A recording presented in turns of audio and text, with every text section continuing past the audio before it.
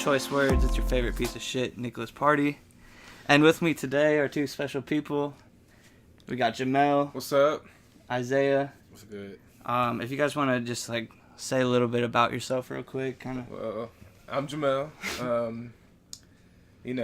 Repping Ohio, but I've been everywhere. Cali, Jersey, everywhere. I think I'm a chill person. But Isaiah, you want to say a few words? 20 years old.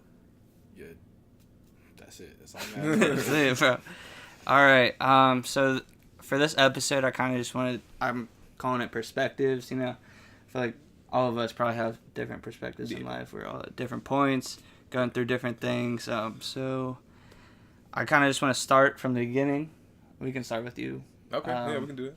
Just tell me a little bit about your upbringing, like maybe your living situation. All right. Kind of just go through it's the gonna get timeline. It's gonna get deep though. Go through the timeline of Jomel. Okay. All right. For sure. So, all of my life was like my dad and my dad, right? I was never really with my mom. It was like that for a while, but shit. Damn, I lost the fucking. Hold up, my bad. You're good, man. My bad. It's all good. For sure. So, I grew up, pretty poor, like really poor. We were homeless a lot, but I always remember my dad always working, to get us out of that. But it just seemed like we were always in a cycle, just because the system. Yeah. And I have never liked my mother because of that, So Was she not around, or was she just kind of out of the picture? Kind of out of the picture, kind of like the financial support for until I was like 8, 9. And, we were homeless in Cali. We were homeless in Jersey. We finally came back to Ohio, and things started getting more stable. And I'm gonna fast forward to when I lived in Newport, Kentucky. You know where that is. For sure. We were homeless there, but finally, my dad was feeling good enough. He had heart disease and everything. He was feeling good enough to work again. So we were like, hey, we got this. He got sick again. He passed away in 2013. And so in 2013, I had to finally face my mom, And Was she there at that time? Did she live with you, or? No. It was just my dad, my brother, and me, and that was it. So How old was your brother at this time? He's 19. He's 19 now. He was. Oh, okay, for sure. He was 13. I was 12. So shit was rough. So it's kind of like you guys had to face the world at that point. It was just like us against the world. Yeah. And that's all it was for years. So when I had to live with my mom, it was so different. We talk about I ain't gonna let that, but it was just so yeah, for sure. Yeah, man. So go ahead. It got rough. It got rough for sure. And I'm just guessing.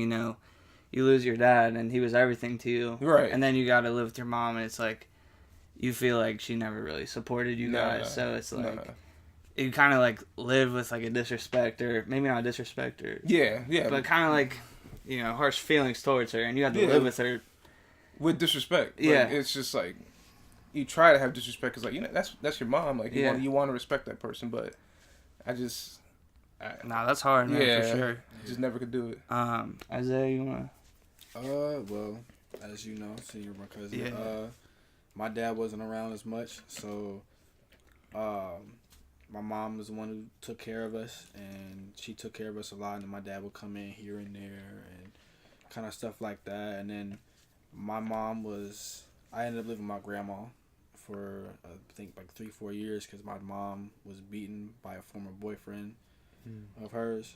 So that forced us to live with my grandma for a few years, and then we finally got to live in our own house. We had been bouncing around from these small kind of Section 8 kind of apartment type housing, and then we finally got to live in the house that I got to spend 8 years in. So it was really nice to be able to experience to live have my own room, because me and my sister always shared a room. I think I remember that time, but that all that stuff with your mom I actually never really knew, because you're on my dad's side, and I mean, with you it's you were always from the beginning we were in each other's lives, but wherever life we just kind of but our lives were It's going like a different tree, ways. kind of, but Yeah. we always find a way to kind of get tangled again, and then we kind of break apart.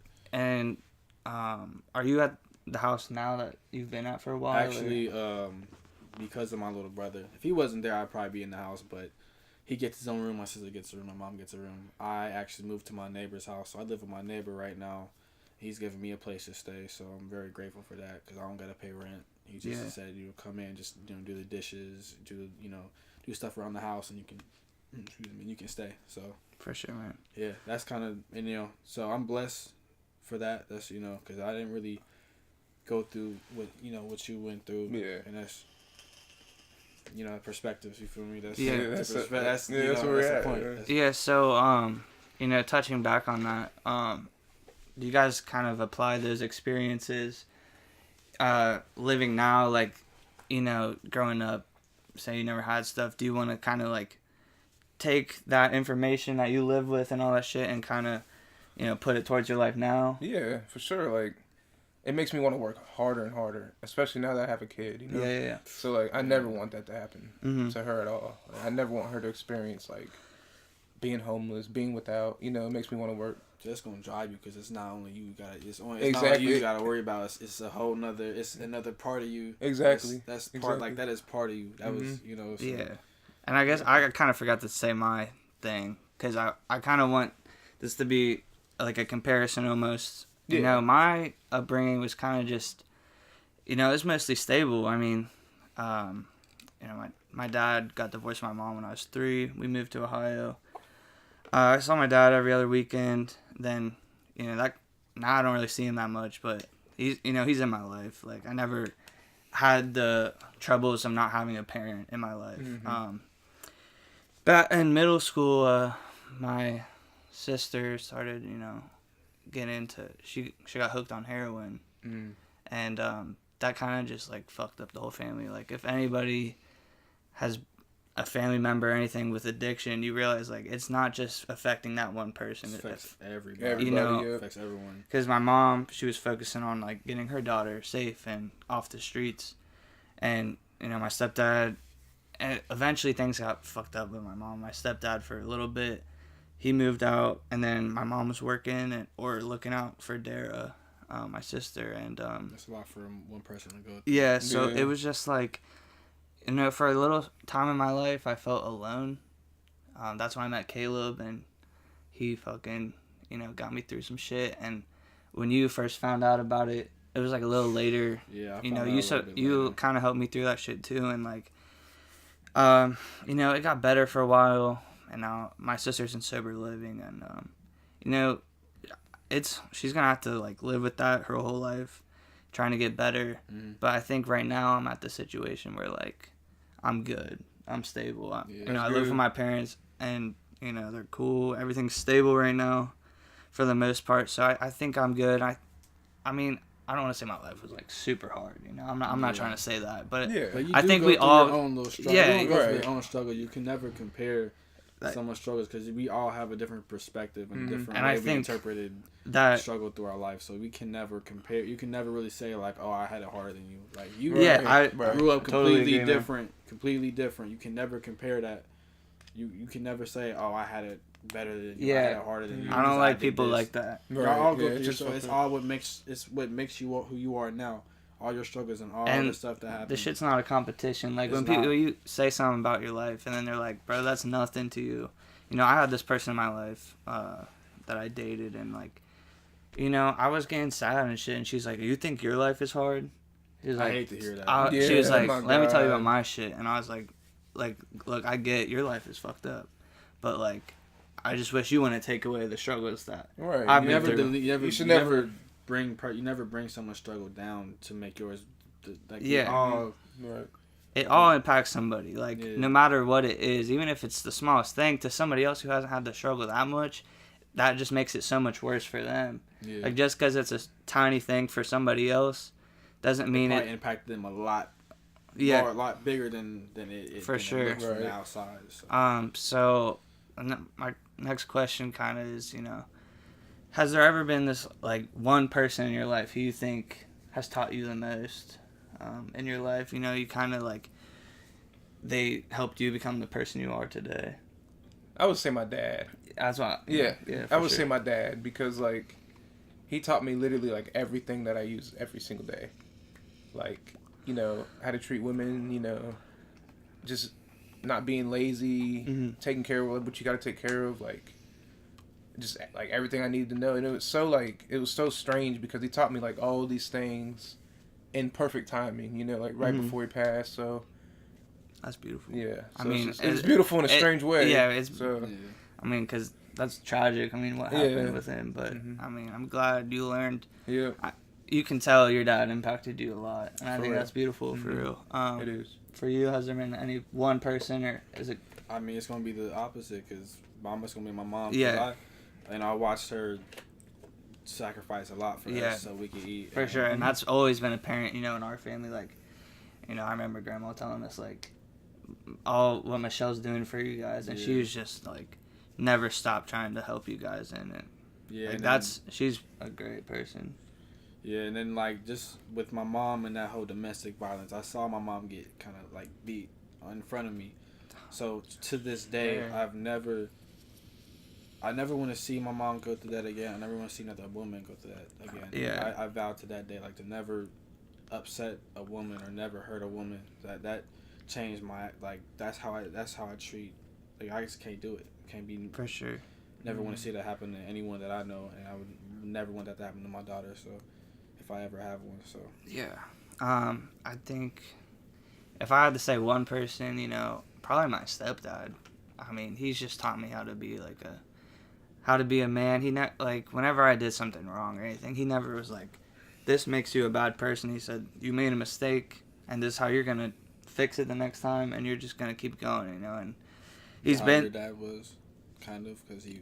My dad. In the army, or like... My dad is just kind of like, you know, he's like that too, but he's more like abrupt and to the point, and I know where his straightforward, but kind of too much maybe. Yeah, it's just like I remember, you know, like we'd fucking argue so much in middle school. We had such a like bad patch for like 2 years, and I remember one time he was like, "What'd you learn in school?" And like I was in middle school, I didn't give a fuck about school, and I was like, "I don't remember." And he's like, "Are you fucking retarded?" And I was like, "What? Don't fucking call me that. Like that's horrible." And I said, "Dude," and he's like, "Don't ever call me fucking dude. I'm your dad." And that felt so horrible. And I know his heart was in the right spot, and it is to this day. You know, he cares about me a lot. But I think just the way my stepdad really like my stepdad more of an understanding. Yeah.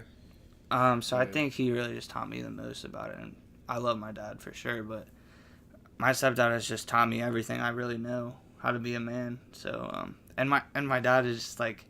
His feelings towards women, I just don't agree with, you know. He was like, "Don't ever trust women," blah, blah, blah. He says some crazy shit sometimes, but I love my dad for real. And I guess this brings me to my next question. I can direct this towards you because you make playlists on iTunes. If y'all ever want a playlist, hit me up. And they're good. So, you know, like, this question is just what kind of music gets you through shit? Like, alright, so whenever I'm feeling down, definitely Frank Ocean. If some of y'all know me, whoever watches this, you're gonna know I'm probably gonna say Frank Ocean. Music, I feel like everyone listens to the music that reflects them, the part of them that they cannot express to themselves, or like you hear a verse in a song, you're like, oh shit, like that's what I wish I could have thought of saying, but you can't really relate to it. It's like you're looking up at them, not seeing yourself in them. In a way, I mean, like, and like I don't know. It's just like when you listen to like I feel like you have words and you have thoughts that you really can't put into words, and then the artist you listen to puts those into words, like puts your thoughts into words, kind of. So, listen to Frank Ocean for sure. Recently Nipsey Hussle, he had a great album that he just dropped, and there's some songs on that are really like motivational about getting money, getting to business, and getting down and just getting after it, getting to work. So Frank Ocean, Nipsey Hussle. Fuck yeah. Yeah. Jomel? Man, I listen to so much music. It's crazy. I listen to everything, like oldies, like country, pop, Really? rock, hip hop, rock, like everything, rap. I would say like my most standout artist right now is like Jaden Smith. And Ooh, why did I not say Jaden Smith? Hey, yeah. So Jaden Smith and Travis Scott right now. That's the people I'm rocking with. That new album Jaden Smith is dropped. Oh, so good. And it's so good. Before that, Sire. Sire was good. Sire was great, and like those two albums are like how I feel about like the world. I feel it. Yeah, like Jaden, because like the music is so like different. It's a different taste, and it's coming from such a different spot. Right, than you're most of the shit it's coming from. and you're thinking like Will Smith's son, like what's what he did this gotta nigga talk go about? through? Yeah. But he gotta. I like Jaden Smith because he loves. And if anyone knows me, I love love. As you know, I have like if you go on my Instagram, it says I love love. Yeah. That's why I like Frank too. But they like speak from a. I feel like they speak at everything from a loving standpoint, or like about love in life, or just the love of life in life. I don't know if that makes sense to y'all. No, yeah, I get it. For sure. But yeah, Jaden Smith for sure. You know, I gotta keep it real. Tyler the Creator has just kind of been my fucking guy. Yes. Since you showed me fucking Radicals. I showed him Radicals, and that song. I was young as fuck. The end of Radicals will have you thinking about like in your individuality and how you yourself want to, handle and interpret the world.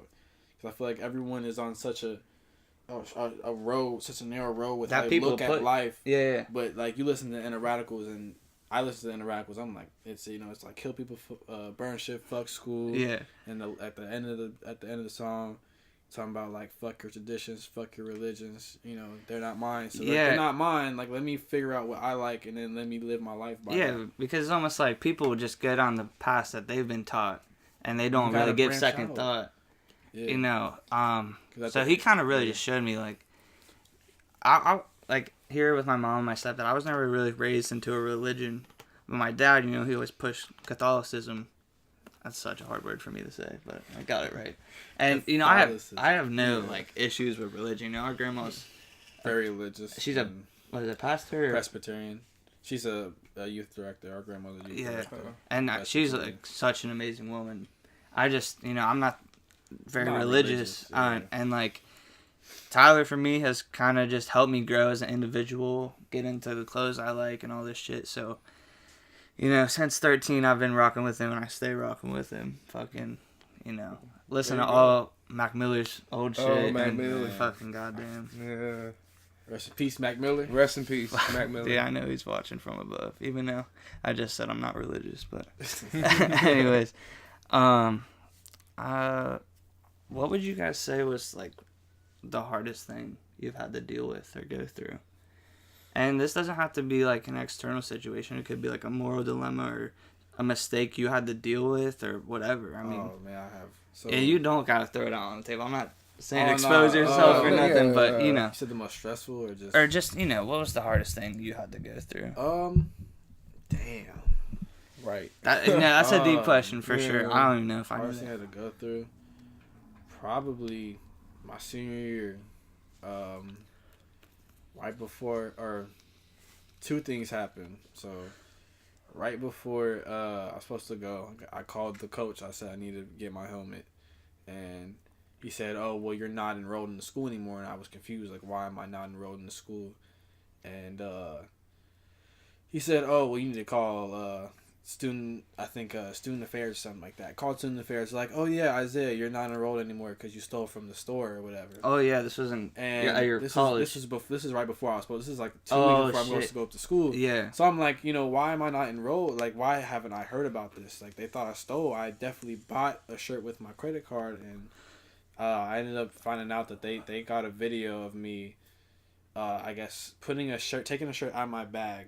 And then putting it back, I put it back in my bag because I had it on. It was a long sleeve, and they didn't tell me. They didn't let me know, and I gave them my credit card number, and they found that I bought the shirt, so that got cleared up. But it was like 2 weeks before school, so it took a good week and a half to fix it. And that you worked so hard to get to fucking Heidelberg, and yeah, and then And then right before we were supposed to go to Heidelberg, I see that my financial aid isn't filled out, and I thought that in my head I was like, oh, if I don't get this filled out, I can't go to school, and I didn't want to get stuck in school because I had heard a guy I played football with did some things that got him locked up, and it just scares me to be in the city because I feel like there's so much stuff that you can get yourself caught into with the wrong For people. sure, yeah.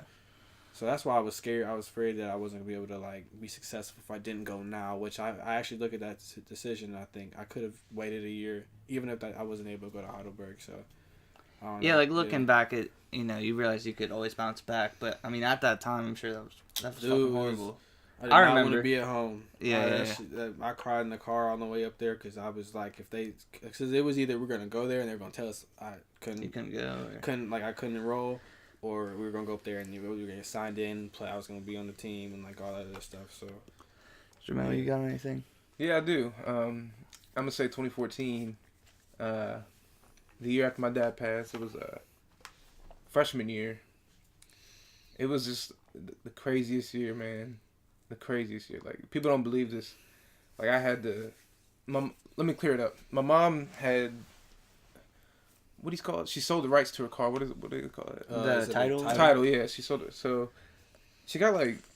I knew she lied about it. She only got, like, $500 for it. The car was shitty. And she would come home with groceries in, like, wrinkly bags. And I was like, something ain't right. And I questioned her about it. I was like, why are you stealing? We already on food stamps, Section 8, and all this other shit. And I already knew she was stealing, but she would beat around the bush. And I was at work.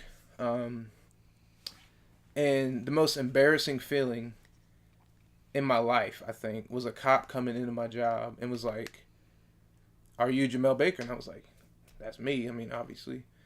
He was like, "Well, come outside. I got to talk to you." And I came outside, and he was like, We caught your mom stealing at Kroger.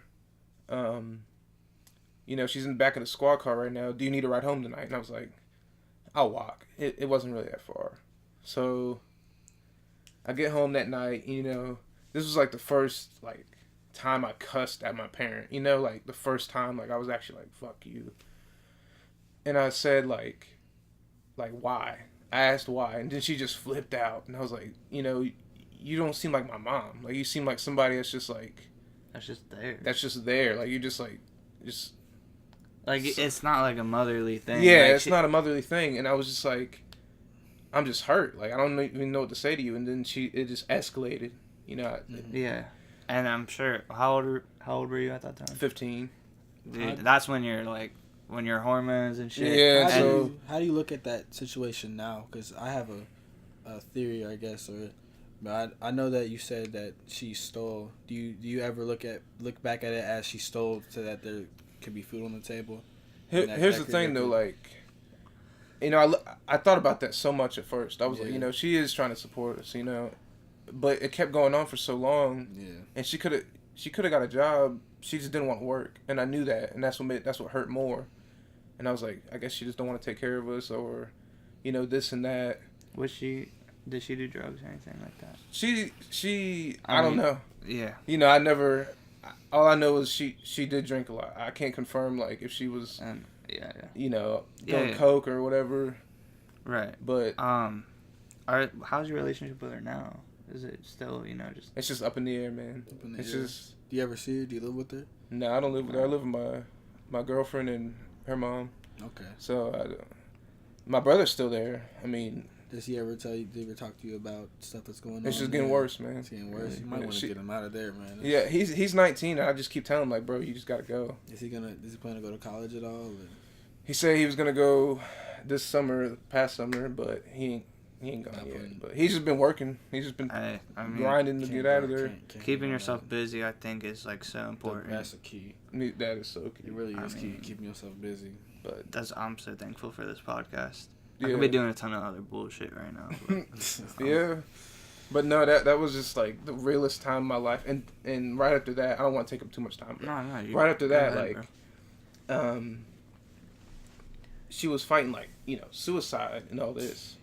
And so, me being 15, my brother being 16, you know, I had to sit there on the edge of my mom's bed and talk her out of suicide. And I think, like, no kid should ever... You shouldn't even have to be in that position. So it was just one of the hardest things I ever dealt with in my life. Mm-hmm. Easily one of the hardest things. I mean, when I think of that question, there's one specific time, and it was me and... Or it was not me. It was my sister in my living room fighting with her then boyfriend, and they were throwing fucking like glasses at each other. Oh shit! Like at the fucking walls, they were shattering. Mm-hmm. And I just remember like, my stepdad. He wasn't living with us at the time. He was still married to my mom, but just shit was going crazy, and my mom was at work, and her boyfriend would just take a credit card to our door and like break in. Right. And he could just take whatever the fuck he wanted. But I just remember, just me being alone. I felt like I felt so alone in school, and then I just saw my fucking sister and her boyfriend just throwing glasses at each other, and I'm like, what the fuck? Just like what the fuck is my life? The icing on the cake right there. I was like, this is fucking nuts. Right. And then like I just remember, being up every fucking night, and I fell asleep one day after school, and then I woke up at like 8:30 and it was dark out, and I was like, fuck, I'm late for school. Right. And I started to walk to school, at 8:30 at night, and I lived about maybe 2 miles, and I don't know, this is fucking nuts, but my mom had gotten off of work on time for like the first time in a really long time, and she was like, Nick, where are you going? I was like, I'm going to school. And she was like, it's 8:30 at night. And I was like, I just put my backpack on and went, and she was like, what, like, what's happening? She probably thought I was on drugs or something. Right. But I was just like so fucked up, and I think that was just kind of like the worst situation I've kind of been through, was just like being so exhausted and not knowing what to do. I was depressed. I was shutting people out of my, now I realize like shutting people out is the worst thing to do, but when you just see all this bullshit, you're like, fuck the world, like this world. Fuck it all, yeah. But yeah, that for me, that was like the toughest thing, and now her boyfriend's doing real well now, or not her boyfriend, but her ex. Right. He's doing good, and my sister's trying to pull through, and I'm pulling with her, but that for me, that was the hardest thing. So I'm trying to find the question, but so with that situation that you guys went through, the hardest thing, did you gain something from it? Are you stronger because of it, or wiser, or anything like that? Shoot, did you learn? Like, I think we all learned something, and it might not be conscious, right? Front. It might be more subconscious. I'd say that for me. Although I like watching my mom struggle, it kind of showed me to keep pushing, because she always telling me, like, even though it looks dire right now, it looks horrible right now, but you just gotta keep pushing. You can never give up. You give up and you lose the chance to even get out of your hump.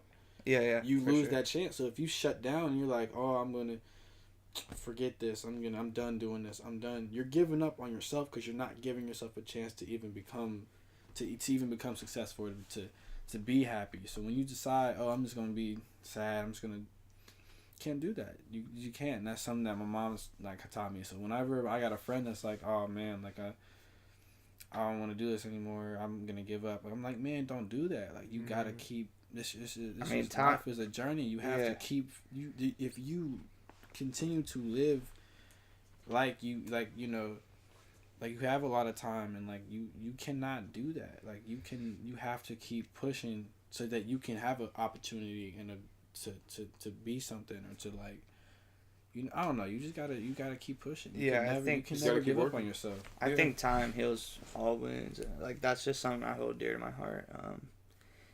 Because I think, then it's like you have no hope. You're hopeless. Yeah. And then now I'm like, well, I can't believe I got through that shit, but I did. Right. And that kind of just taught me, like, it takes you over the hump, because now you're like, oh, if I went through that, what's gonna stop me after that? Right. What's really gonna stop me? So this is kind of I don't know if it's touchy or something, but you guys are both black. Yeah. Have you guys ever experienced anything like being profiled or discriminated against? Yes. Like, Yes. What was like one time that like really stood out to you? One time that just really stood out to me was when I was with, all my white friends. And we were in Kroger just, after school. We had our backpacks on and everything. And we were just getting, like Cheetos and shit and all that. And there was this older lady that worked at Kroger. Just like, following me and my friend Elijah, who's also black. And my brother, who's also black. And, my white friends were being more rowdy, more, just more brash, more everything like that. And, the lady was just like, hey, you guys. And I was like, what? And she was like, you guys can't be doing all that. And, my white friend just walked away. They weren't like dissing us or anything, Yeah. We just got separated in Kroger. You know how it is. Like, And she was like, well, you're going to have to bring your backpacks to the front. We're going to have to search them. And I was like, what? And she was like, if you don't do that, I'm going to get security. And, they can do it. Being smart. And I was just like, you're not going through anything. I was like, I can leave if you want me to do that. Like, I'm not gonna put up with this. And she was like, no, I'll just go get security. So, so I was 15. I said, fuck, I'm running. I just, I ran out the fucking Kroger. I was like, I'm not doing this. And I guess that made it worse. And yeah, that probably did. Yeah, that definitely made it worse. I just dropped my backpack. I said, y'all can keep it. Like, if y'all want to look through it so bad. That's how bad times were for me. Like, I didn't even, when I went to school, man, I sat in the desk and just put my head down the whole day.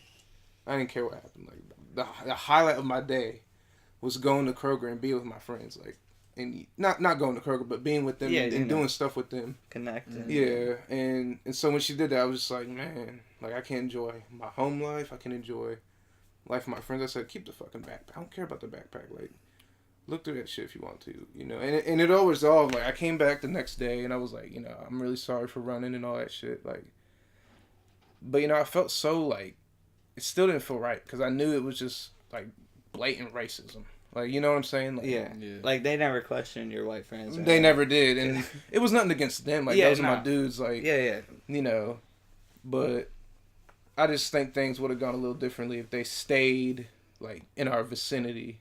You know what I'm saying? Yeah, like, then she probably might have addressed the group. Right, yeah. But that was just one time that I dealt with. Isaiah, you ever... Anything stand out? I remember... I got several things. Not several things, but go ahead.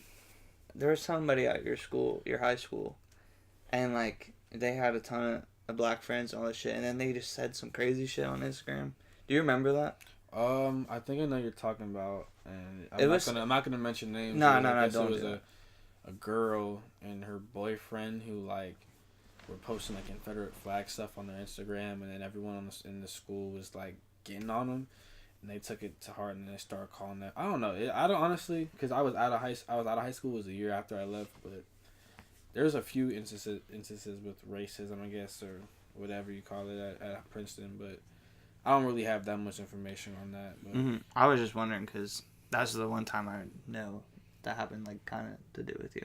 Not with you personally, but, like, with your school that was you associated with. But anything else, like, individually that really... yeah, so, like, I'll say one thing. I go to Queen City Rocket Club in Glendale, and what is that? It's a country club, kind of, where tennis and stuff. Okay. A lot of older, white people, and I was walking into their little, like, snack bar or whatever, and the woman just kept watching me, and I'm like, okay. And this little kid, and I guess you can put your account on, like, what's the thing where you want to keep getting beer? And a tab. A tab. So, I guess little kids, their parents put on tabs, but this woman kept watching me, and a bunch of kids came in, just took a bunch of snacks, walked right out, and her eyes were still on me, and she kept watching me. I moved somewhere else, she'd kind of, like, get behind me and kind of, like, see what I was doing, and, like, was very uncomfortable, and I was like, all right, and I added them on Facebook. I'm like, hey, just dealt with a woman watching me, like, why, why, for what, for why, Yeah. And then more recently, I was using my mom's car, and I guess when you run, I know I've ridden with police before, And Like a ride along. I did a ride along. Last spring break, or last spring, and the way like that stuff works is if you're behind if a police car is behind you, even if you're not doing anything wrong, they're gonna run your plates, and then it's gonna pop up like everything that you've done, or it'll pop up like red or green to see like if you're like your license are good or whatever, your warrants or whatever. Well, I guess I was driving my mom's car, and when you run the plates, you see that it's a white woman that owns the car, and I'm black. This police officer followed me to different gas stations. I was going to run to get some beef jerky for my mom, and I got tailed the whole time. I was looking in my rearview mirror, and he'd circle around, and I'd leave that gas station, and I'd see him like kind of bust ass to come follow me, and then I'd go to another gas station because I was looking for this certain type of beef jerky. And I called my mom. I was scared. I'm like, Mom, this police officer following me. Like, can you please, like, I'm about to pull up in like the house. Like, can you please like be on the phone with me? Because I thought I was gonna get pulled over, and mess with, fuck with. And you watch, as a black man, you watch these videos of people you're the same skin color getting gunned down, and it does something to you. You're just scared. Like, I don't hate police officers, but like if it's just me and a police officer and I don't know his intentions, like it's scary because you don't know whether or not it's gonna be your last encounter with a police. Like that could be your last encounter. You see how you see how police officers escalate situations because they don't really know black people, or they don't really understand, or they don't. I don't know. It's a disconnect somewhere where, like, I personally believe that police officers that are from the hood should patrol the hood because they are from there. They grew up there. They know how it is. You put a country officer into the hood, and he's never been around black people for real. Yeah, so how is he gonna react to someone that looks aggressive, but to a black officer from the hood, he's not gonna look aggressive. Or someone from the hood, he's not gonna look aggressive. So you gotta, I don't know. It's just it's their perception. You don't know how they're gonna perceive things, especially if they're not from that area. And Well, like I know, like Caleb's dad is a cop, and like I have a tremendous amount of respect for him. I have respect for cops. I'm not saying you're not. Like, I just want to throw this out there. Like, I know a ton of cops that are like cool as fuck, but I think as like a black person, and I'm not a black person clearly, but from that standpoint, I could see, if I've seen the videos and they freak me out, but I know like I'm never gonna be in that situation, and I think having experiences like Kroger's or the fucking whatever, you're probably always conscious of it.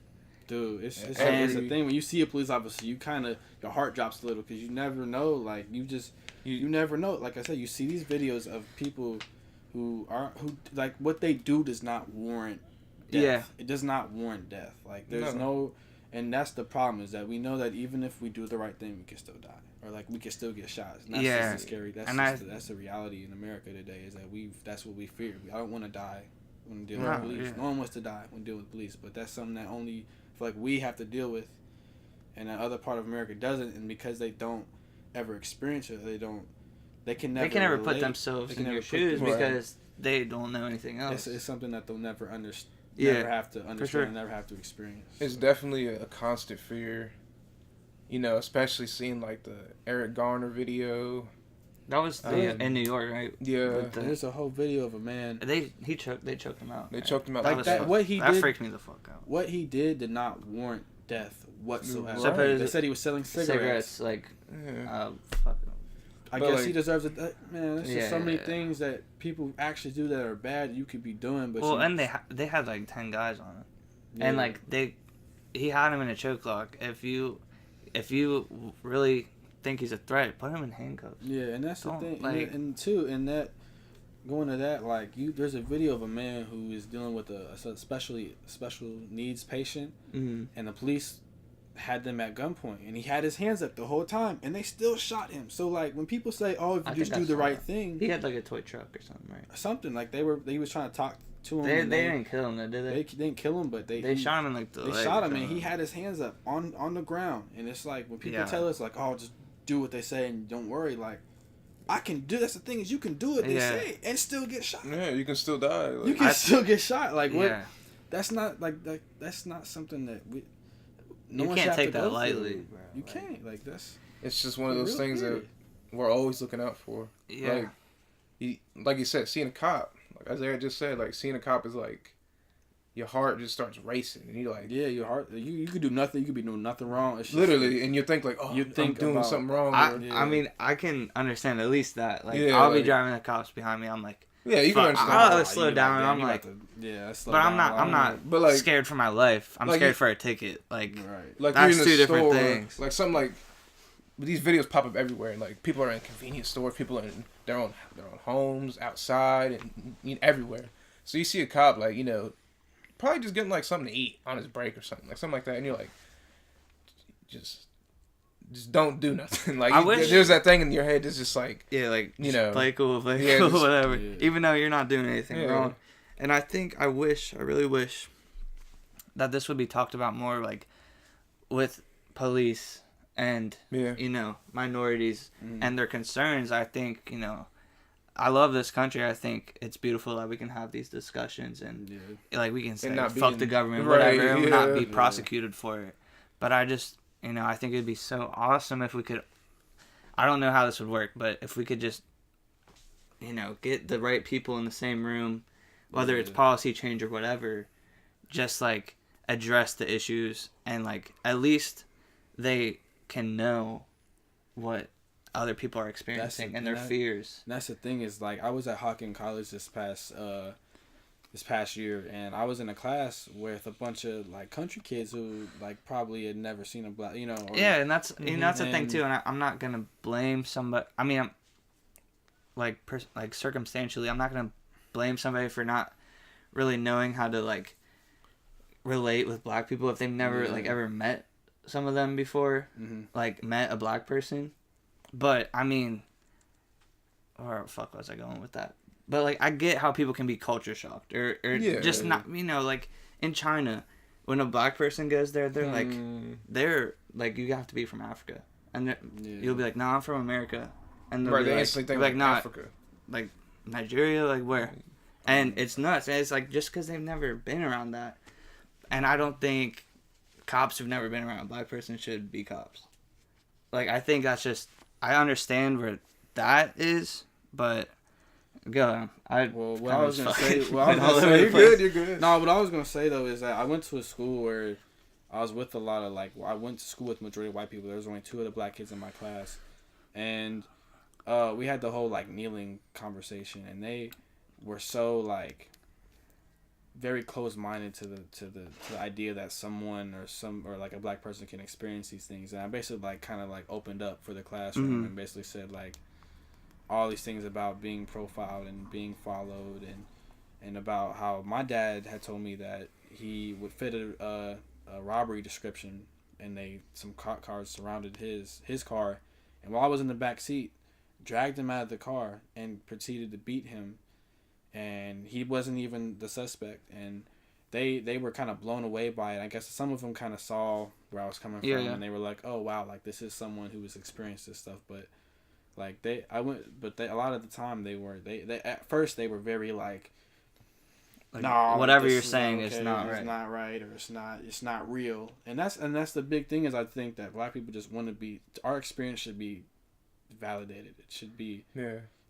That's all we want is that to say is because this is an experience that this is something that happens. So when people say it's the media controlling this, like, no, like, this is an actual experience. Yeah. This is an actual experience. So it's not a story. It's not a story. Real. This is an experience. This is real life. Like, this is an experience. So that's all we want, really, is that's what needs to happen, is that our experience has to be validated. Like, that is real. That's something you go through on maybe not a daily basis, but you have there is a potential for that to happen any day of your life. So I know that's what, that's with what I would get at. With the Kaepernick thing, I think people, you know, they have the right to have an opinion whether it's okay to kneel, but I don't think, I mean, he was protesting and trying to raise awareness for, like, what's going on, and, you know, he did what he had to do to get people's attention. That's basically all it was, like, to get your attention. Yeah, and I don't think it was ever him. And that's the point. Like, but people miss that though, and they're like, that's what I think. Yeah, and they're like, because they don't want to. They don't want to know.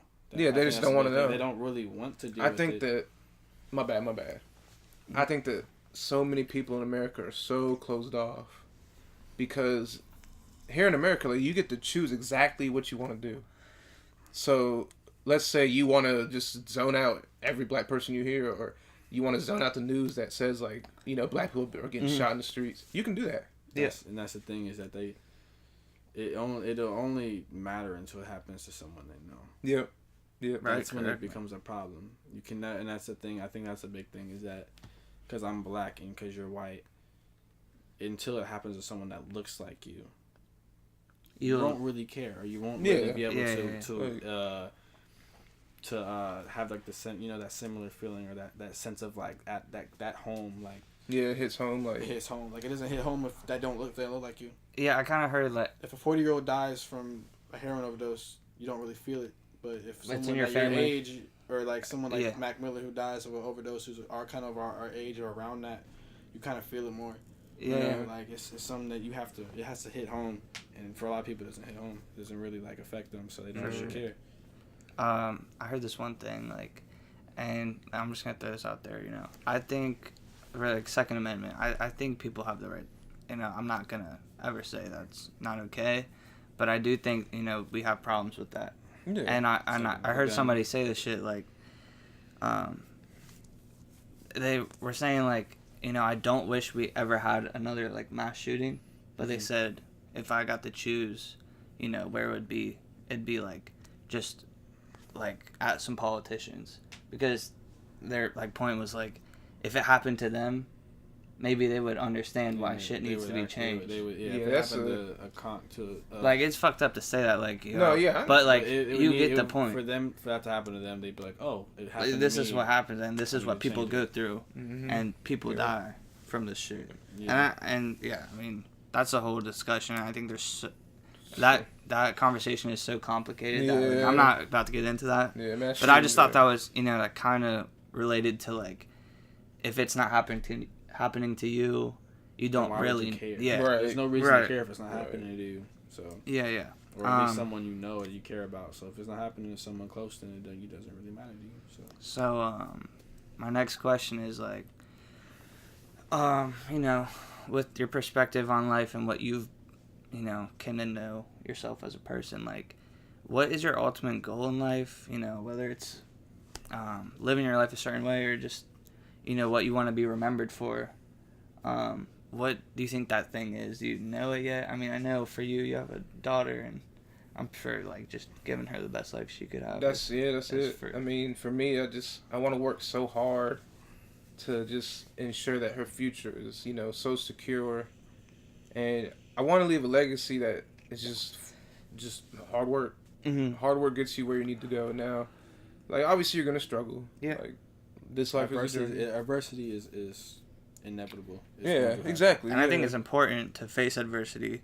And I'm not saying nobody will ever face adversity. I don't think that's true. I mean, unless you're, like, I don't know, whatever. Right. But I think adversity is so important to making you the person you are today, and making you stronger, and all that. Like, really, like, my message would be to my daughter is just, you know, just no matter how tough life is, like, you know, just keep going.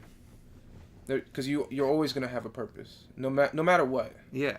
That's how I feel about it. Because, like we said, past experiences, I see my mom in her condition and all that, and I just kept persevering and just getting stronger from it. So we're always going to be somebody. We just have to unlock that, you know? Mm-hmm. We just have to keep trying to get that open. So that's how I feel about it. I agree. I think, you know, life gets shitty, and then at a certain point in your life, you realize, you know, this world is kind of fucked up. Yeah. But I think the world has so much beautiful things to offer. Mm-hmm. You know, whether it's new experiences or just finding what makes you happy as a person and just going for it. It's like, once you find that or see glimpses of it, you're like, fuck, mm-hmm. I'm so happy to be alive. But then you can have times where it's like, shit's going nowhere and I just want to give up. Right. But as soon as you give up, you'll never experience anything good, mm-hmm. you know, because hard work most likely will reward you. Yeah. And sometimes it won't. Like, and that's the challenging part about it. Like, you're like, I'm working so hard, I don't understand why nothing's working out for me.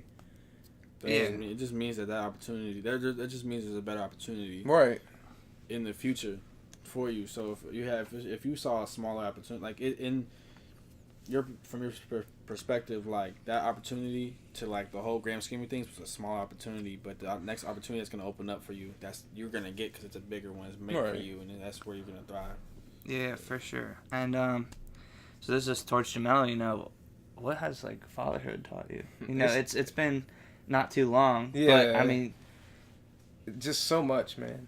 It's so eye opening, and it changes your life forever. Like, you hear everyone say that, and then I don't have a kid, so I'm like, you're like, I don't know what it feels like. What is he talking about? Like, I'm gonna try to describe it to you. Like, something comes into your life, like a person that is a part of you, like forever. Yeah. And so that ideology right there, it's not even it's real.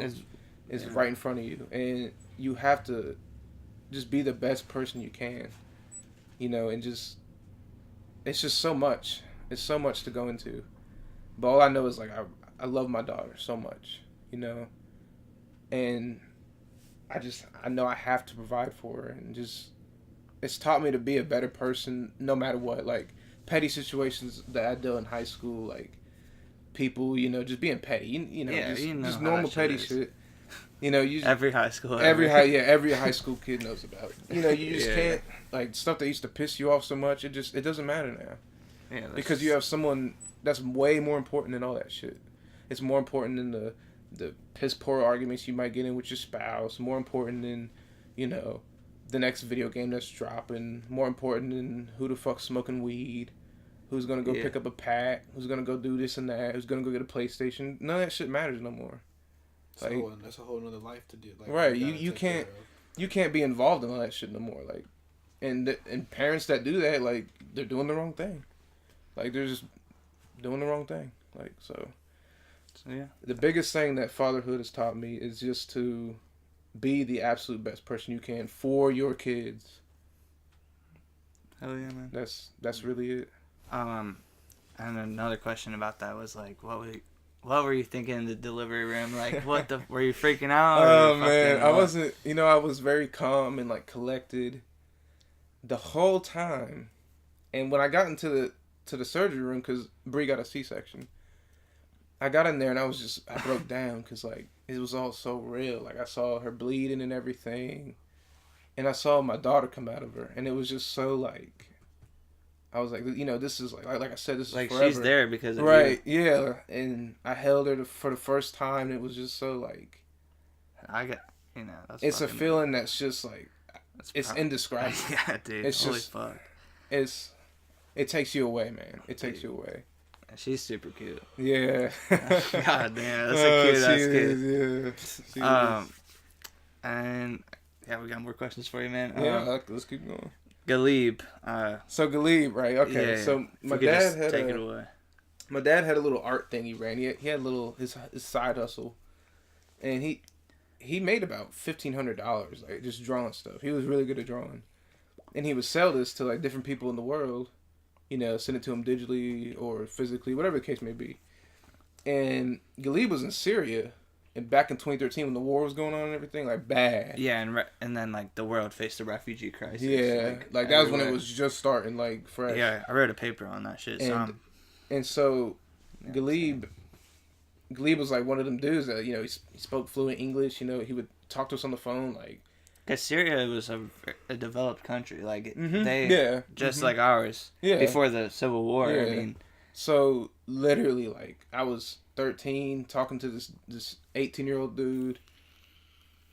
It was just, it's so weird to talk about it, but, like, that's what made me so open-minded, because what he was going through was, like, even though I went through horrible shit in my life, like it he never was compares, facing some crazy shit, and I'm like, yeah. It's a different situation, and you're, like, again, with comparing, like, hardships, so that's different. Just fucking crazy. Because you're not worried about a bomb dropping on us at night. Right, like, and then that's in the alone, like, if I couldn't sleep. Right. Couldn't sleep. If they told us right now, like, oh, bombs might drop on you tonight. And then half your fucking country is destroyed and rubble. Man, you're not going to sleep. You're going to be up in a corner all night. Like, this is going to happen. Like, you're really tweaking. Like, and trying to get the fuck out of your country. And so, like, one day, like, we were talking, he was like, he hung up immediately, and he texted me, he was like, there's like 7 dudes outside with AK-47s shooting at our building. He said, I gotta go. And I was like, this dude just died. And 6 months had passed. And I was like, he's dead. And so I was crying, and I was like, Yeah. He's gone. Because you haven't heard from And then him he texted me back. He was like, out of nowhere, 6 months later, he was like, hey. And I was like, you dead. Shit, right? Like, you dead. And That's crazy. and he was like, nah, like we managed to escape. You know, I lost everything though. He's like, but my life. I lost everything but my life. And he's in Russia right now. And so he managed to escape to Russia. But what that taught me was like, just always appreciate the life that you have. Yeah. No matter We're what. blessed. I mean, like, you know, we go through a lot of shit, but Right, but like it never will compare to what other people are doing. like Imagine, war. and imagine the kids, man. Imagine just the kids. Just growing up, like, or just being put into like your daughter, like, right, just being 1 month old, while all her this fucking shit is surroundings is just coming down. Right. Have you talked? Like, when's the last time you talked to him? I talked to him when I had the baby, so like a month ago. And he was like, you know, the baby's cute and everything. And, you know, I was like, hey, like, how you doing? He's like, you know, it's a struggle, you know, because he has to get up and go to work every single day. You know, What's he doing in Russia, like work-wise? He's doing under table work because, you know, he's a refugee. You have to. Yeah, so he probably doesn't have citizenship he's doing like, yet, but refugee status. Mm-hmm. He's doing like landscaping and like, you know, just manual labor that's just under the table. Like someone just gives him money, like come back tomorrow morning, like stuff like that. Yeah, you know, we'll have to send him this. Yeah, get our Russian fan base popping. Hell yeah, man, that's awesome. And then you posted this thing with Theodore. Yeah, so Roosevelt, and you said that my 2 heroes. Who was the other guy? First of all, I just want to. Oh, that's Rondo, and he was. I said he wasn't the hero. Okay. But Theodore and my dad were like one of the two. Yeah, one of the 2 people that I'm like, man, just so much went on in their lives. Like, my dad has hardships, but I'm talking about Theodore because he can like apply to everybody. You know, my dad is different. Obviously, you know, it's different for everybody. Yeah. But Theodore is like, he was married, and you know, he lost his kid, he lost his wife, he was the president, he had all these hardships, and it's like, it was so real for, you know, for him in his time. It's just so hard to describe, really. But if you watch that documentary that I had, I put, I'll have to check it out, man. You have to, because it's like it's slow paced and old school, but like, fuck yeah, I mean, it probably meant a lot, dude. Man, or probably, you know. Yeah, it's just, you know, he lost his son, like he so much loss, and he still kept going on. Like, it's a great documentary. Like, hell yeah, it's what's up. Going into some viewer questions. Millennials versus Generation Z. So you're a millennial and I'm Generation Z. I'm Generation Z. I honestly don't see much of a difference. I don't understand. But I think we're on the edge of that. Yeah, here's what I don't get. I don't get this, man. I don't get any of it. I don't get why they're... I get it in a sense, because millennials are anyone like 20 to like early 40s. That's the time frame, kind of. Yeah. Or the age frame. Honestly, here's I don't what know. I fucking hate. I feel like y'all. Okay, so it depends on certain Gen Zs. Yeah. Certain, like, I see little kids with with phones. Things are just given to people now, and I'm not gonna lie. Like, even it's gonna be kind of conservative, but I feel like our world's kind of getting soft. Oh. In a way. Yeah. Not that like. I don't know, like, people, you got, like, stuff like sensitive. The Office. Like, people are getting real sensitive sensitive and, like, real, like, they were talking about how, like, The Office wouldn't be okay to be played now because of just how it was. And I'm like, what the fuck? Yeah, like, right. Like, because they were going to do it. They were going to do it Right. this season. And Steve Carell was like, no, like, that's not going to slide in this generation. And that's the thing. Like, I think people get so upset over little things, over little, like, little shit. And I agree with that. And I think that is part of, like, I don't know. I feel like people love to get offended nowadays. People whatever it may be. And there's certain times where you have rights to be, certain but times where, like, you shouldn't say certain things, but I'm clinging on to Big Mouth and, like, South Park and Like those two shows right now are like some of the shows that are going to like keep like me happy. Like I like watching shows like that. But like I talk about sex in front of people and everyone's like, oh my god. Like, right? Yeah. You talk about you try to say a joke about like a certain type of people and it's just like you're automatically racist. Or but you're like automatic. Or you don't know like where that joke came from and what place in their heart they're telling it from. Right. If it's for everybody to laugh, including the race it's about, I think that's different than being like, my race, laugh at your race. Like, that's fucked up. But I think, comedy is like, I feel like we should keep some of that controversial shit because, I think it's okay to laugh. I think when I mean that, I think that people are afraid of, like, Dave Chappelle. Dude, if Dave Chappelle had just started, bro, like, people would like, there's some comedians that if they came out now, we would have no tolerance for it. I'm like, why? Right. Like, it's just to, like, we gotta laugh, man. Like, people gotta smile and laugh. And that, you can say it's at the hands of other people because it's about them, but, like, just to, like, I know, like, I got a friend who's gay, and he laughs about, we have gay jokes all the time.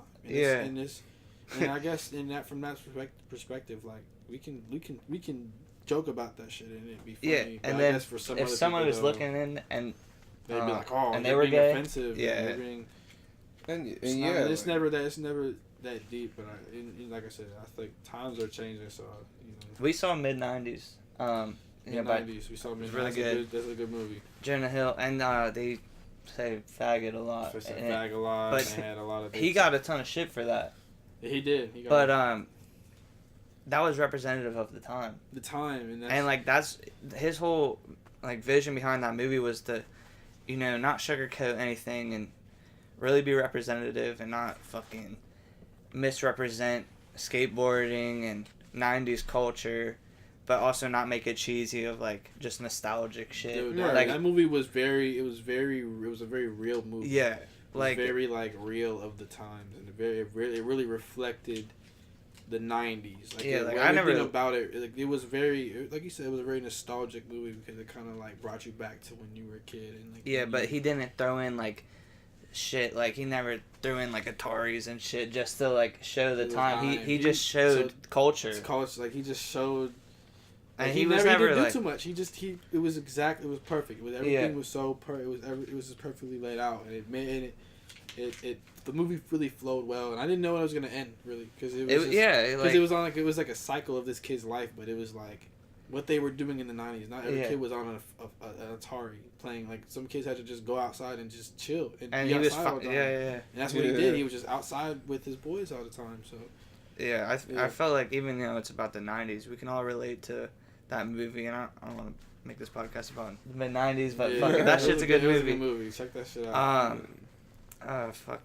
But yeah, with the generation shit, it's like, I feel like it's kind of stupid because I don't think you can group a whole generation into being one certain way because everybody is different. But I feel like I think like circumstantially, like what this generation was growing up in, and like this generation, that's different. And I think that's maybe what it's measured by. But like, that's our thing is we kind of grew up. Like for me, I grew up in the rise of technology. So I grew up like when it went from a GameCube to Xbox 360. Bro, when you had that GameCube, but hella fast though, like within years. So like you see this growth of like technology, and we know how to use it because we kind of grew up. Yeah, we had to like adapt real quickly. And whereas people who like Gen Z, they just automatically do that shit. And then, like, I mean, Gen X and below like struggle with it. I gotta show mom how to do this stuff. And then they don't understand why we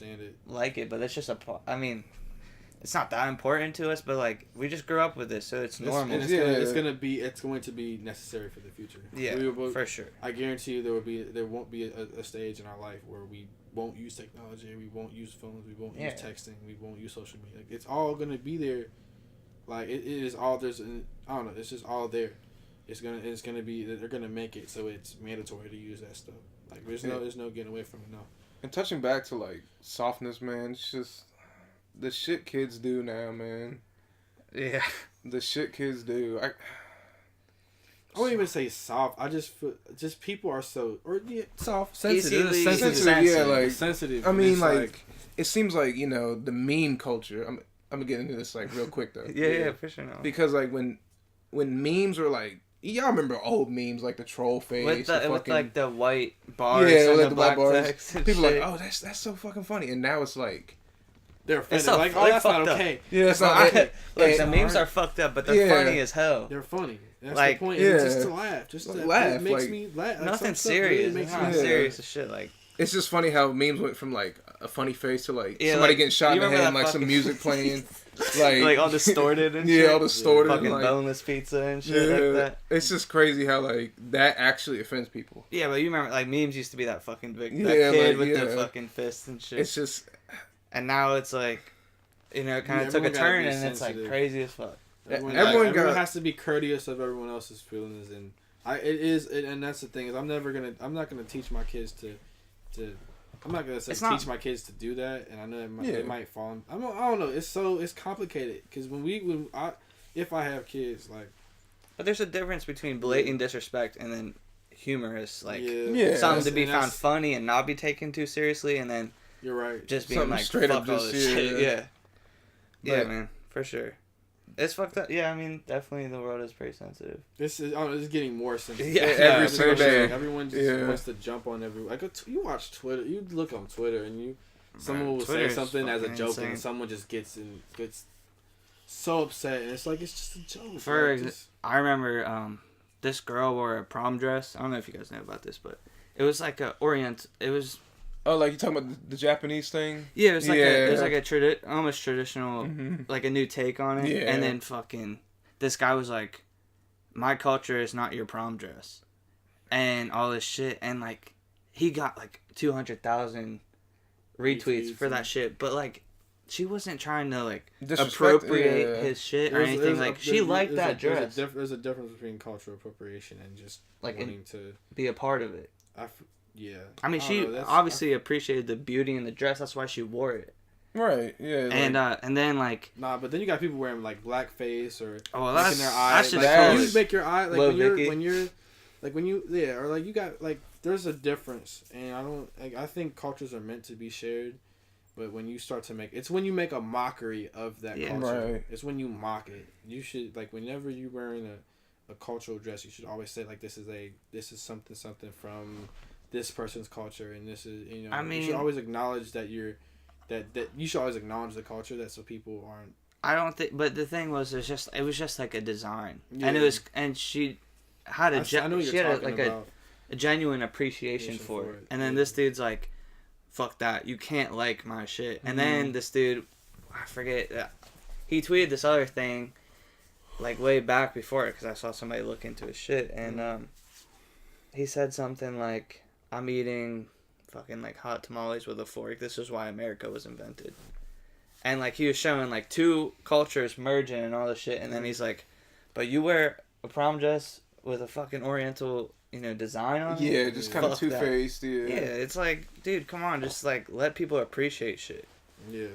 Like, I don't know, there's so much you can go into that conversation. Right. I just think, you know, in general, if somebody's not trying to mock it or anything like that, then it should be okay. You know, to share. I think white people with dreads look ugly. But I don't think. I think if you're, if you got to mock it, I think if you have dreads, really dude, you think it looks good. You spend all that time to grow your like some hair. You appreciate that. Like, you like the look, and like I don't know. Like there's a whole thing with where like in Asia they don't like everyone in their commercials and in the way they market their brand is like really white people or really white Asians. They don't treat darker Asians like the same, and there's a thing I saw today where in Asia they're twisting the hair so that it kind of comes out like curly, kind of like black hair or nappy and curly, and then getting like the fades and stuff. And I'm like, well, they don't even like really like black people, like they don't really appreciate it. So I feel I was like, that's messed up. Like there's some shit look like there that's fucked up, but you don't want to appreciate us, or you don't want to. You know, I get that 100%. It's not every age. That's, Right, yeah. And you just saying that is like, yo, he's talking shit about Asian people. Like, I don't mean it like that. Like, see, and that goes back to the softness. Yeah. And it's just like one big mixed bag. If the shoe don't fit, you don't gotta wear. Like, don't. Yeah. The shoe fits, wear it. But there's times where like I if get it applies to you, then get offended. Basically, like if you don't like yeah, I mean people can get offended by this shit. I just think honesty is the most important thing, and if you fucking appreciate something, appreciate it, and don't apologize for liking something from liking a certain part. Yeah. Right. As long as you're not mocking. Yeah. As long I say this, you can appreciate a lot of things. Just don't make a mockery of it. Right. Don't make a mockery of it. So this was another viewer question. I think it was, how is the future generations gonna deal with climate change? I think it was specifically worded like, how are we gonna evolve? And I don't think we're gonna evolve at all. I think we. I don't think she meant. Well, I agree. No, I agree. I think she meant. But just to address that, how are we as a people going to address and fix and try to bring the planet together to kind of combat this? Because it's something that's going to affect our lives. For sure, I think that. Yeah. And before the podcast, we were talking about it, and we definitely need, as a human race, we need to come together. I know it's very far fetched. We need to address, but we need to come to one consensus first. I think because we can't, with no planet, we're not alive. We don't love. We don't live. We don't experience emotion without a planet. Like we need the planet to live, and we need the planet for our kids to live. And a big thing I touched on is like if we cannot combat climate change and like make it a very great effort on like changing it or making it better, like why would I bring a kid into a world like that where they gotta deal, where when I die we're at the turning point of like the glaciers have melted and like and shit is not right, and with that happening you got higher waters, like Florida would be underwater. Dude, there's cities in Florida where it doesn't even rain and the cities flood. Yes, like the southern tip, there's like they're just like, yo, like, we had to build the roads higher because the shit's flooding. Like it's nuts. Like you can't like with Florida will be underwater. Where I think 21 million people live in Florida. Where are they gonna go? Where are they gonna go? And then you got like, and then there's stuff that we can't avoid. Like there's the fault line in California that kind of goes all the way up the west coast. That's something that we can't avoid. We gotta prepare for that. And there's the super volcano in Yellowstone National Park. And if that shit blows.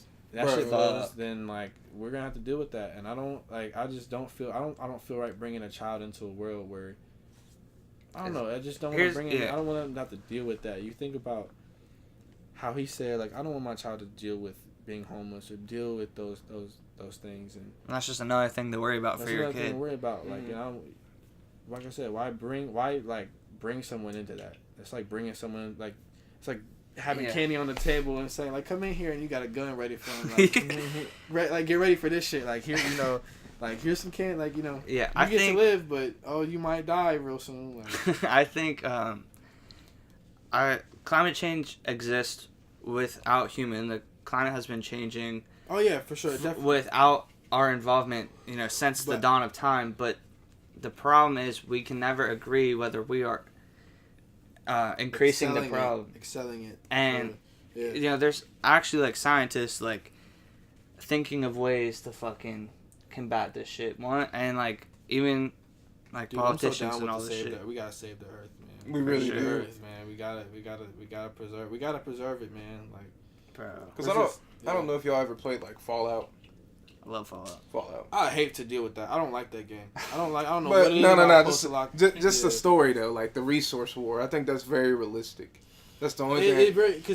Because that's what With people, you have to find the resources for those people. When you run out of clean water, that's when shit gets real. When you run out of clean air, that's when shit gets real. Like when you run out of when you run out of corn, the basic necessities of life like water, crops. When you run out of that stuff, that's when shit gets real. Yeah. That's when people start fighting food over shortages. That's our natural. That's built into the human brain. Is like I have to fight for this, or I have to. Survival instinct. It's a survival instinct. It's built into it. So when that stuff when we don't take care of our planet and we start chopping down the forest, and then these animals we make other animals extinct. We fuck up the food chain, and like there's a food chain of animals that eat each other that we like. And then when those animals go extinct, you fuck up, like you're killing off like it's just a shit fest. Like that's what's gonna happen is like we kill off the bees, no more strawberries. There's a lot of shit that bees pollinate that make it able to eat. When we like bees are, I think, are one of the are an extinct animal right now. We cut off the bees, like we might as well Like close to extinction. They're close to extinction. Like that's not okay. Like that's not good. And then anybody who says save the bees are like, you fucking hippie ass piece of shit. Right, like, right. Like chill, yo, they're actually low key important as fuck. Yeah, right. Some shit. Yes, sir. I don't know, man. Like we just gotta, we gotta take. Like I wanna make sure that I contribute to like for just me and myself and whoever I'm with in the future. Like I just want to make sure that we're taking care of the earth and we're taking care of it the best we can, because this is our home. Like Earth is our home, you know. Yeah. Like but fuck all the borders, fuck all that extra like that man-made shit. Like this is us. Like this, we're here. Like this is real life. Like this is reality for us right now. Like whether this is all a simulation, like the fuck that. Like, yeah, we're all here. This is it. Yeah, this is real. Like this is real. Like, this is, like we're feeling. This is feeling right here. This is, yeah. This ain't no damn simulations. Ain't no fucking nothing. No shit like that. All right.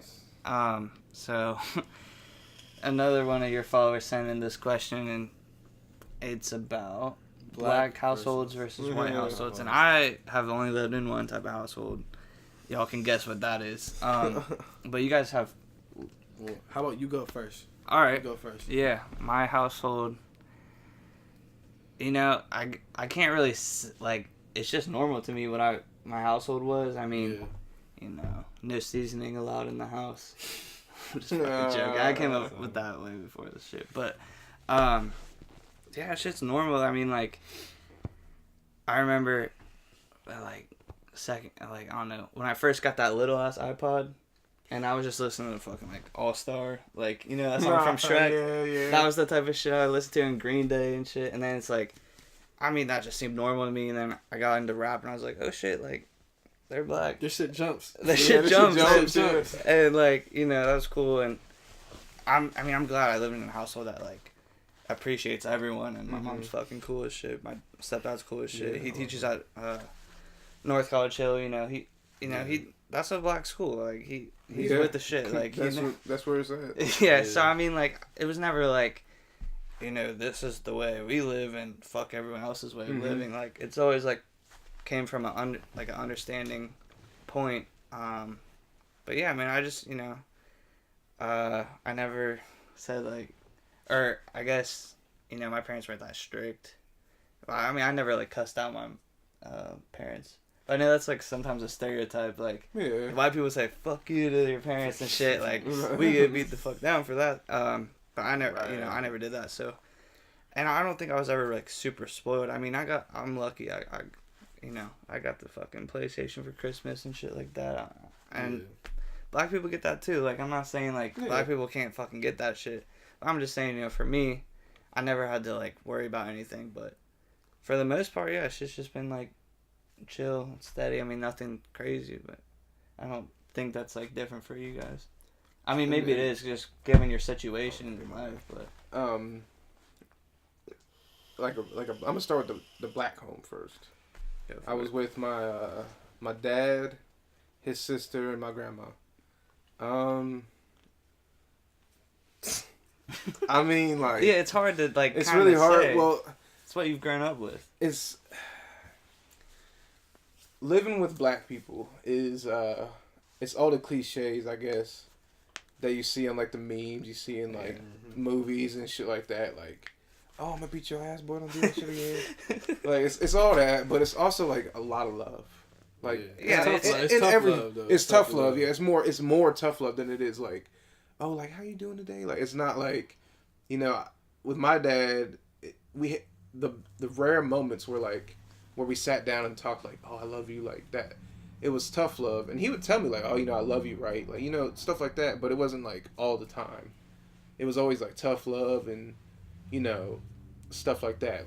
Like he sent a message every time he talked. You know, like there wasn't always like the softness and the, you know, it was always hard. Like, you know. Yeah. But it was always like a valuable lesson. Yeah, I mean, it wasn't like a bad thing. No, it wasn't a bad thing like, at all. Like, you know. I mean, that's just how he's raising him. He's raised to be strong. Right, yeah. Because he knew he wasn't going to be around for long. You know, and that's just my personal situation. Yeah, but it's like... being in a black household is, you know, it's got its perks and benefits. Like, just like a white household. Like, I've been in. It's definitely different when you lived in both. I'm gonna tell you that. The spices, man. You said the spice joke. Oh shit. See, but I don't experience that though, cause my girl's mom, man, she know how to fucking cook. That's what I'm saying though. Like, she know how to fucking cook, man. Fucking shit. And you can't just say like, oh, it's so different. But it is different. But for everybody, it's a different experience. What was your experience like? Well, like he said, both. I got to experience both a little bit more. Definitely more on the white side. Yeah. So my dad kind of lived with us when we lived in Fresno for a little bit, and he was real strict. Like when when I argued with my mom, my dad be like, Isaiah, like are you talking?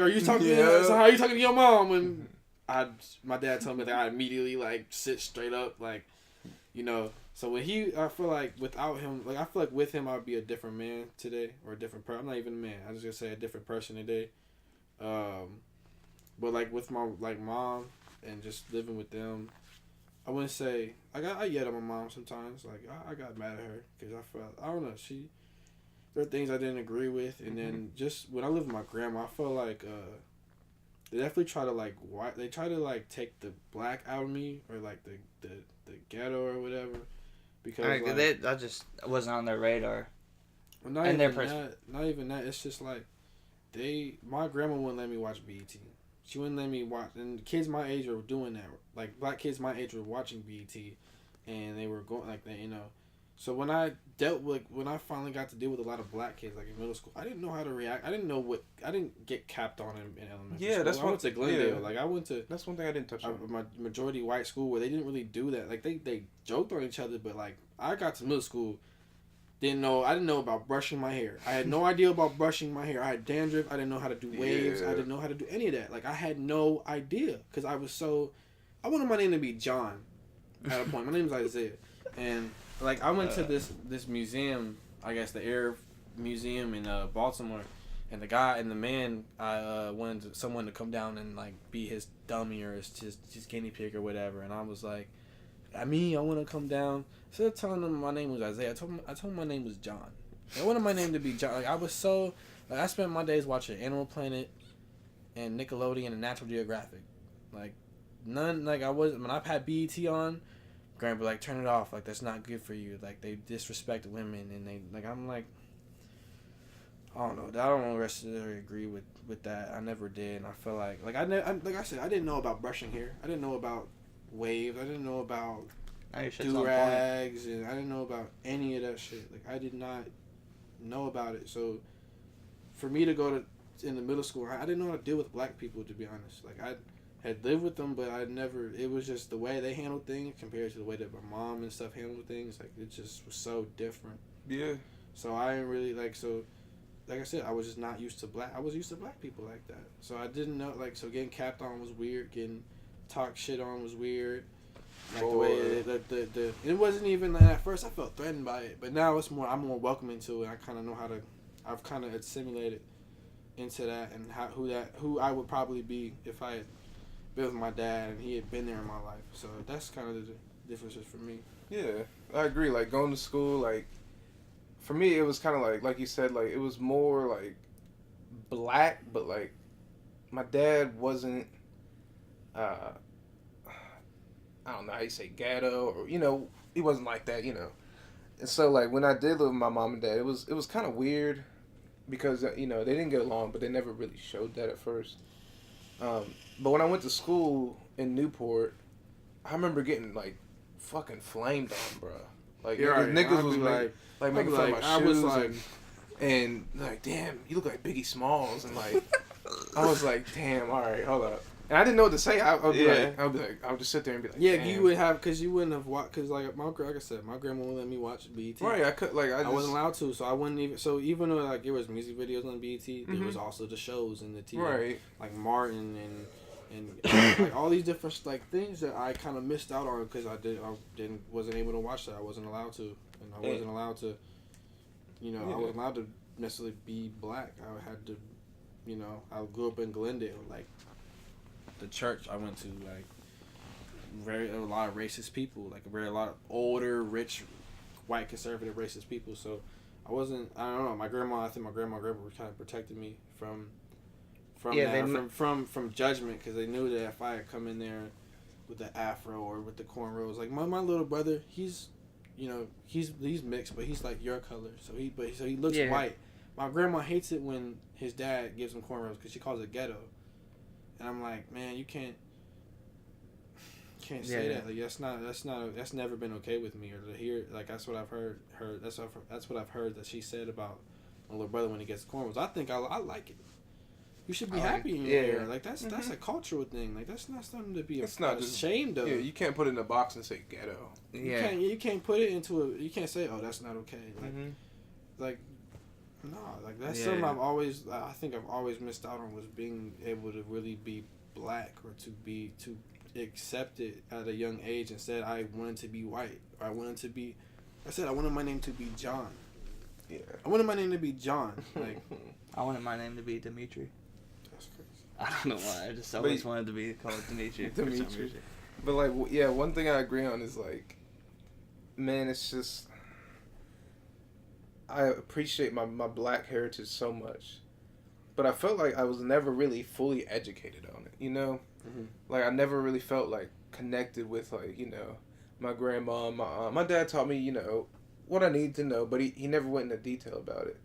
So I always wanted that person that was like, you know, this is what happened, like, you know. Right. Yeah, I never got to hang out with my black cousins. I never got to Right, I never got to meet them, and so it was like... You never got to... Because that's the thing is, I don't think you're necessarily told about it, but you're definitely showed it. And at a young age, you kind of watch.